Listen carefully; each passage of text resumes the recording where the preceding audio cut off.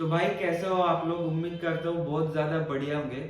आज आप लोगों को स्पीनी से कार वैल्यूएशन कैसे करते हैं, कार इंस्पेक्शन कैसे किया जाता है, वो सारा प्रोसेस इस वीडियो में बताऊंगा।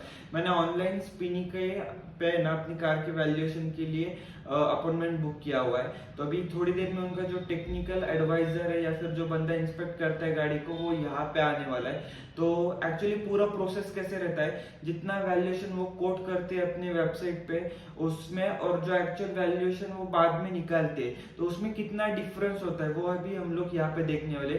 साथ ही में एक्चुअली वो क्या क्या पॉइंट चेक करते हैं जब गाड़ी वैल्यूएशन के लिए आते हैं, और उस बेसिस पे कितना वैल्यूएशन अप डाउन होता है वो भी हम लोग यहाँ पे देखने वाले। मैंने हाल ही में अपनी गाड़ी पे 65,000 का पूरा खर्चा किया हुआ है, जिसमें गाड़ी के सारे पार्ट्स मैंने नए डलवाए हुए हैं।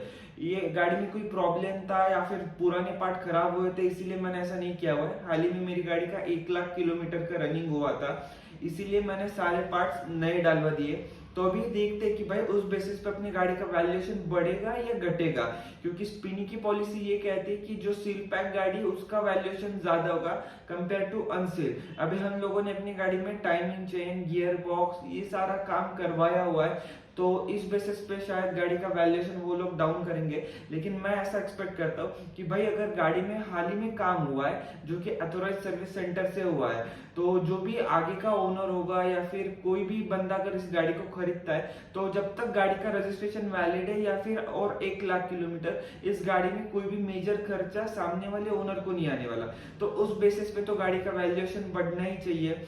तो भाई अभी देखते ओवरऑल प्रोसेस क्या होता है। हम लोग उनके एडवाइजर के साथ बात करेंगे, उनसे भी पूछेंगे कि ओवरऑल प्रोसेस कैसे होता है, किस किस पैरामीटर पे गाड़ी का वैल्यूएशन कैलकुलेट किया जाता है, कहाँ पे गाड़ी का वैल्यूएशन को डिप्रिसिएट किया जाएगा, कहाँ पे गाड़ी की वैल्यूएशन बढ़ेगी। ये सारे पैरामीटर पॉइंट अभी हम इस वीडियो में पूरा देखने वाले, समझने वाले।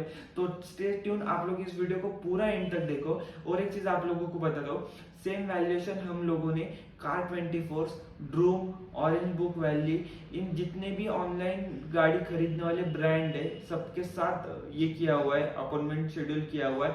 तो देखते हैं भाई हर एक कंपनी किस बेसिस पे अपना वैल्यूएशन कैलकुलेट करती है, कैसे कोट करती है, और वो जितना अपने वेबसाइट पे बताते हैं उसमें और एक्चुअल वैल्यूएशन में कितना डिफरेंस आता है, वो हमारा इस वीडियो का मेन पर्पस रहने वाला है। सो स्टे ट्यून, आप लोगों को पूरा प्रोसेस यहाँ पे बताऊंगा, तो आप लोग पूरा एंड तक देखो। सो गाइस, अभी ये जो स्पीनी वाले भाई है वो अभी आ गए, गाड़ी का जो इंस्पेक्शन है वो चल रहा है। मैंने इनको पहले से गाड़ी का जो पूरा कंडीशन है ना वो बता दिया है कि गाड़ी की प्रोसेस, मतलब अभी गाड़ी में सर्विसिंग की क्या क्या ज़रूरत है, गाड़ी की रनिंग कितना हुआ है, उन्होंने भी वो सारा जो चीज़ है उसको नोट डाउन करके लिया है। अभी उनसे जान लेंगे कि टोटल ओवरऑल प्रोसेस क्या होता है, वो किस बेसिस पे गाड़ी का डिप्रिसिएशन वैल्यू कैलकुलेट करते हैं। अभी आप लोगों को बताता हूँ, ये जो मेरी गाड़ी है तो इसमें गाड़ी का टाइमिंग चेन पूरा रिप्लेस हुआ है, गियर का कुछ भी काम नहीं है, गियर में सारे नए पार्ट्स डले हुए, clutch plate, pressure plate, clutch release bearing, सारा सब कुछ इस गाड़ी में नया डला हुआ है। तो अगले 10 साल तक इस गाड़ी में कोई भी अलग से काम नहीं निकलने वाला, सारा मैकेनिकल काम हुआ है गाड़ी में।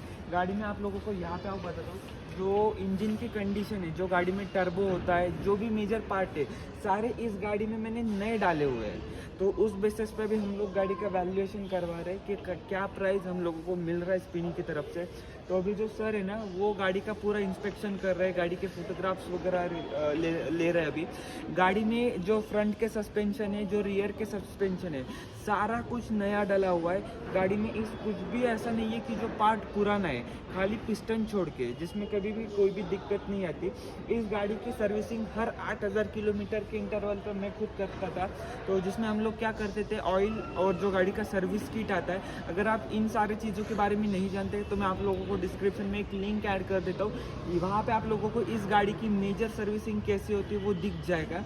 तो वो सारा काम हम लोग इस गाड़ी पे पहले से ही कर चुके हैं। तो अब इस गाड़ी में अगले 10 साल तक कोई भी ऐसा मेजर खर्चा नहीं आने वाला कि जो आता है। अभी 1,20,000 किलोमीटर गाड़ी का रनिंग हुआ है और गाड़ी को 10 साल हो गए। तो उस बेसिस पे हम लोग गाड़ी का है ना वैल्यूएशन कर रहे हैं। अभी स्पीनी से जो है ना वो वैल्यूएशन हो रहा है गाड़ी का। तो अभी इसके बाद जो सर है, अभी हम उनसे जान लेंगे कि एक्चुअल प्रोसेस क्या होता है उनके पास। गाड़ी हम लोगों से खरीदने के बाद वो आगे बेची कैसी जाती है, सारा कुछ स्पिनी का जो वर्किंग मॉडल है हम लोग समझने का ट्राई करेंगे हमारे सर से। तो अभी चलो आप लोगों को उनसे भी मिलवाता हूँ और ओवरऑल क्या प्रोसेस है वो यहाँ पे दिखाता हूँ आपको। तो भाई अभी देखो स्पिनी से सर हमारे साथ है, तो सर से कुछ बेसिक डिटेल्स है ना वो जान लेते हैं अभी। तो सर सबसे पहले ये बताइए ये गाड़ी का जो वैल्यूएशन है वो आप किस बेसिस पे कैलकुलेट करते हो, जो इसका ओवरऑल डिप्रिसिएशन होता है। जैसे कि अभी मेरी गाड़ी 1,20,000 किलोमीटर चल चुकी है, 10 साल गाड़ी को हो चुके हैं, तो अभी इसका जो डिप्रिसिएशन है वो कैलकुलेट कैसे किया जाएगा? गाड़ी तो पहले स्पिनी में लेते तो गाड़ी का वैल्यूएशन देखते हैं कि गाड़ी कैसी कंडीशन है, एक्सीडेंटल तो नहीं है, इंजन ओवरऑल तो नहीं है, गियर बॉक्स ओवरऑल तो नहीं है। ओके अभी मान लो बॉडी में हाँ ठीक ठाक है कि नहीं, बॉडी स्ट्रक्चर ओके है कि नहीं, उसका वो चेक करना पड़ता है। ओके तो मतलब गाड़ी का आप लोग एक स्ट्रक्चरल चेक कर लेते हो, उसके बाद में इंजन पूरा चेक कर लेते हो। अभी मान लो जैसे मैंने आपको बताया कि मेरे गाड़ी में जितने सारे पार्ट है वो नए डले हुए हैं। जैसे कि मैंने आपको बताया कि टर्बो गाड़ी में नया डला हुआ है, गाड़ी में जो इंटरकूलर वगैरह है वो हर 20,000 किलोमीटर, मारुति तो 30,000 का शेड्यूल देते हैं, फिर भी मैं 20,000 किलोमीटर पे सारी चीज़ें क्लीन करवाता हूँ। ऑयल भी अभी तक गाड़ी में पूरा फुल्ली सिंथेटिक डला हुआ है।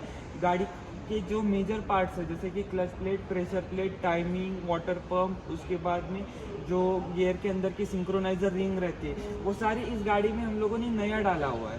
तो उस बेसिस पे गाड़ी का वैल्यूएशन बढ़ेगा क्या, क्योंकि अभी गाड़ी के जो फ्रंट सस्पेंशन है वो नए डले हुए हैं, गाड़ी के रियर सस्पेंशन नए डले हुए हैं, तो उस बेसिस पे गाड़ी का वैल्यूएशन बढ़ेगा क्या, और अगर बढ़ेगा तो कितने % से बढ़ेगा?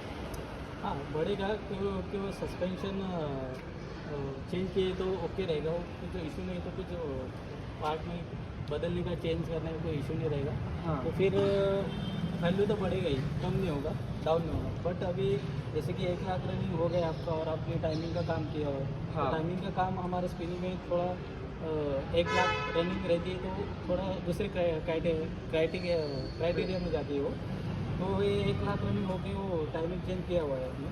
हाँ बराबर। फिर गियरबॉक्स ओवरऑल किया है, क्योंकि उसके सिंक्रोनाइजर रिंग चेंज किया हुआ है, बराबर। तो उसके हिसाब से हमारे वो क्राइटेरिया चेंज होता है। तो हमारे अशोर्ड में नहीं जाएंगे, वो पीसीएम क्राइटेरिया हमारा, वो गाड़ी उसमें मूव होगी। तो अशर क्राइटेरिया और पीसीएम क्राइटेरिया में क्या डिफरेंस होता है? डिफरेंस ये है कि वो टाइमिंग खुला हुआ आनी चाहिए, गियरबॉक्स खुला हुआ आनी चाहिए, तो इसीलिए वो क्राइटेरिया चेंज हो जाता है। बट अभी क्या हुआ है, अगर मान लो हम लोगों ने इसको जो काम किया हुआ है वो जेन्युइन मारुति से किया हुआ है और सारी चीज़ें नई डली हुई है, तो इस बेसिस पे तो जो वैल्यूएशन है वो बढ़ना चाहिए, क्योंकि पार्ट पुराना नहीं है।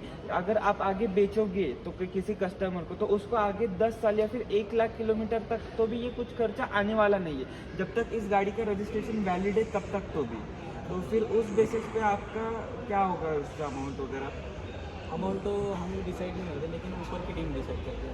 ओके बट आप टेक्निकल इंस्पेक्शन करते हो कार टेक्निकल का? इंस्पेक्शन। तो ये प्रोसेस कैसे होता है? अभी मैंने वेबसाइट पे जाके ना इसको बुक किया हुआ था, तो आपको असाइन कौन करता है और कहाँ से किया जाता है? मतलब आपकी लोकल अथॉरिटी आपको असाइन करती है या फिर आपका जो हेड क्वार्टर है वहाँ से आपको असाइन किया जाता है? सही है, ये हमारे हेड क्वार्टर है, वहाँ पे लीड ओनर रहते हैं बैठे हुए, वो आपके अपॉइंटमेंट बुक हुए दिखते हैं तो वो शेड्यूल करते हैं, शेड्यूल हमारे लीड ओनर रहते हैं वो शेड्यूल करते हैं। ओके। उसके हिसाब से हमारे ऐप में आते हैं, फिर हमको दिखते हो टाइमिंग कस्टमर का क्या टाइमिंग है, उस पर हम अपॉइंटमेंट ये चेक करते हो। चेक करते तो अभी हैं। जैसे आपने यहाँ पे जो ना टायर का गेज वगैरह चेक किया, तो वो एक बार आपका गेज मीटर दिखा दीजिए, तो उसपे से आप कैसे रीडिंग लेते हो एक बार हमारे ऑडियंस को बता देना। तो भाई अभी आप लोगों को बताते हैं, जब गाड़ी का वैल्यूएशन हो रहा है ना तो गाड़ी का टायर का डेप्थ भी मेजर किया जाता है। तो यहाँ पे आप लोगों को एक सेकंड दिखा देता हूँ, सर के पास ये डेप्थ गेज है, तो इससे अभी ये टायर का डेप्थ चेक करेंगे, उस पर से टायर की कंडीशन पता चलेगी। अभी हालांकि मैं आप लोगों को बताऊंगा कि एक बार रीडिंग आने दो, फिर देखते कि टायर की कंडीशन कैसे, फिर आपको बताता हूँ कि टायर चले कितने हुए। तो सर एक बार हम लोगों को प्लीज़ बता दीजिए कि ये कैसे चेक किया जाता है।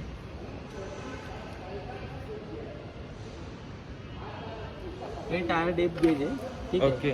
तो यहाँ के अंदर के साइड एक गैप रहता है, वो टायर के अंदर के साइड में डाल के ये अपना रीडिंग यहाँ पे बताता है कि ओके। आपका कितना परसेंटेज है, वो हाँ। हमें mm में दिखाता है वो तो 3.4 mm दिखा रहा है। ओके, उसका तो परसेंटेज 3.4 mm मतलब अभी टायर की कंडीशन कैसी है, अच्छी है या खराब होने पे आए हुए? नहीं, ये अभी अच्छी है, चल सकता है, लेकिन बट टायर हार्ड हो गए क्योंकि पुराने टायर है इसलिए। ओके, लेकिन टायर चल सकते हैं अभी तो। तो सर ने बिल्कुल सही कहा। अभी ये टायर डलवाने के बाद मैंने 80,000 किलोमीटर गाड़ी को चला लिया है। ये जो पुराने टायर्स थे ना, जो मैंने गाड़ी में पहले डले होते हैं, वो सिर्फ 40,000 किलोमीटर चले थे। अभी ये वाले टायर डलवाने के बाद 80,000 किलोमीटर के आसपास ये जो गाड़ी है ना, वो चल चुकी है। तो इस तरह से सर ने टायर का जो डेप्थ गेज है उसको भी मेजर कर लिया है। अभी सर जो पेंट का थिकनेस भी आप लोग मेजर करते हो, तो वो भी इसमें इंक्लूडेड है क्या? हाँ, बट क्या है, थिकनेस का हमारा मशीन नहीं है, बट हाँ। हमको टर्निंग दिया हुआ है स्पिनी से 1 मंथ का। तो वहाँ ओके। पे पेंट को हम चेक कर लेते हैं चेक कर लेते हैं। कितने कितने पॉइंट रहते हैं। पेंट रन रहता है, मिच मैच रहता है, पेंट दिख जाता है कि पेन किलर रहते हैं, और डिफेक्ट रहता है पेंट में। जो ओरिजिनल पेंट रहता है कंपनी का और बाहर से अपन पेंट करते हैं तो अलग अलग डिफरेंस दिखाई देता है। ओके, तो मतलब जो पेंट अभी ना सर इस पे से नहीं चेक कर रहे मीटर लगा के, लेकिन उनको स्पिन से ट्रेनिंग दिया जाता है 1 महीने का कि आपको कार का वैल्यूएशन और इंस्पेक्शन कैसे करना है। वैल्यूएशन नहीं, इंस्पेक्शन कैसे करना है, और उस बेसिस पे जो सर है ना गाड़ी का इंस्पेक्शन करे। सारा रिपोर्ट एक एप्लीकेशन में फीड करके अभी ये अपनी जो हायर अथॉरिटीज़ है वहाँ पे अपलोड कर देंगे, और वहाँ से फिर इनकी एक टीम है जो स्पिनी की, वो हम लोगों को गाड़ी का वैल्यूएशन बताने के लिए कॉल कर देंगे। तो सर ने ये जो सारी चीज़ें ना वो उसमें मेंशन कर लिए कि एक्चुअली आपकी गाड़ी की ओवरऑल कंडीशन कैसे है, तो ये सारा भी इसमें मेंशन किया जाएगा, एंड उस बेसिस पे आपकी गाड़ी का वैल्यूएशन निकलेगा।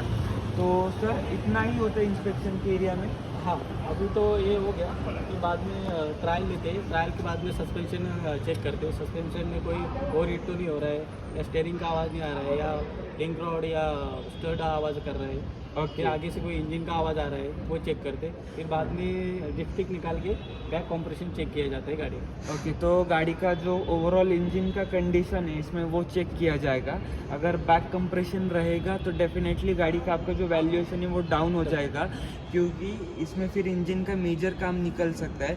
तो इसीलिए आप लोगों को एक बात बता दो, आप आपकी जो भी गाड़ी हो उसकी सर्विस टाइम टू टाइम करवाओ।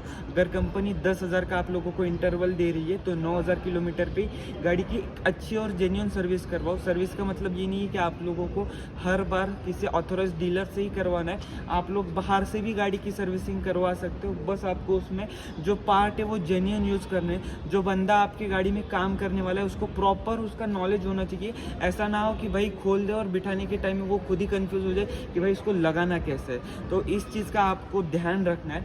आपको अगर प्रॉपर सर्विसिंग देखनी है गाड़ी की कैसे की जाती है तो डिस्क्रिप्शन में आप लोगों को लिंक मिल जाएगा, वहाँ से आप लोग इसको चेकआउट कर सकते हो। तो अभी सर क्या करेंगे, गाड़ी का नेक्स्ट राउंड हमारा रहेगा इसका टेस्ट ड्राइव लेना। ठीक है। तो उस पर से हम लोग क्या क्या चेक करेंगे, गाड़ी के सस्पेंशन, स्टीयरिंग रखने का प्ले, एंड बूस्ट के जो प्ले वो चेक किया जाएगा, और गाड़ी में क्या वाइब्रेशन है वो चेक वाइब्रेशन किया check जाएगा। सो वाइब्रेशन टेस्टिंग के लिए अभी फिजिकली गाड़ी में टेस्ट ड्राइव होगा, और उसके बेसिस पे बताएंगे कि गाड़ी की कंडीशन कैसे है। हालांकि मैंने आपको पहले भी इसमें बताया था कि गाड़ी में जो सस्पेंशन है वो कल ही नहीं डाले हुए हैं। गाड़ी के जो लोअर आर्म के बुशेस है, लिंकेज रॉड है, जंपिंग रॉड के जो बुशेस है, सारा भी इसमें नया डाला हुआ है। सो हालांकि सर को उसमें कोई वाइब्रेशन तो नहीं आएगा, क्योंकि मुझे भी ड्रास्टिकली बहुत बड़ा चेंज इसमें आया हुआ है सस्पेंशन को चेंज करने के बाद। फिर भी चलो अभी सर जो करने वाले टेस्ट राइड तो वो देख लेते हैं। सो भाई अभी स्पिनी की ओर से कॉल हम लोगों को आके गया था। उनको जो रिपोर्ट जनरेट हुआ उसके बेस पे उन्होंने गाड़ी का एक वैल्यूएशन कोट किया, तो 3.5 लाख का उन्होंने मुझे बेस प्राइस ऑफर किया था।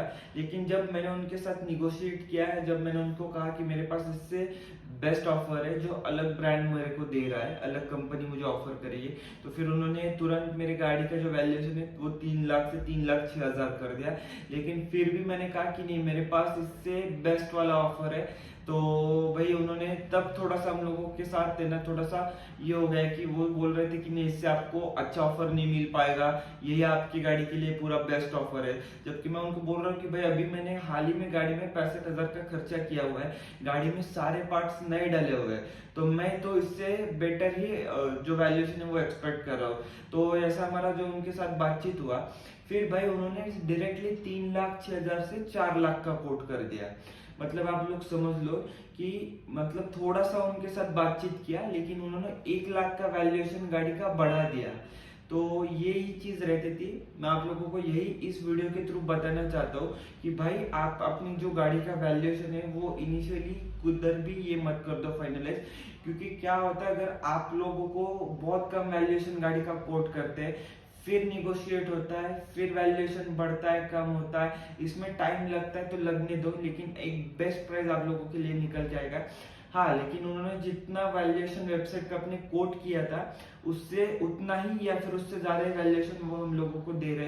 तो अगर आप लोग स्पीनी से अपनी कार का इंस्पेक्शन करवाते हो तो ये एक अच्छी चीज है, ये आपके साथ मतलब कोई भी गलत वैल्यू कोट नहीं करेगा।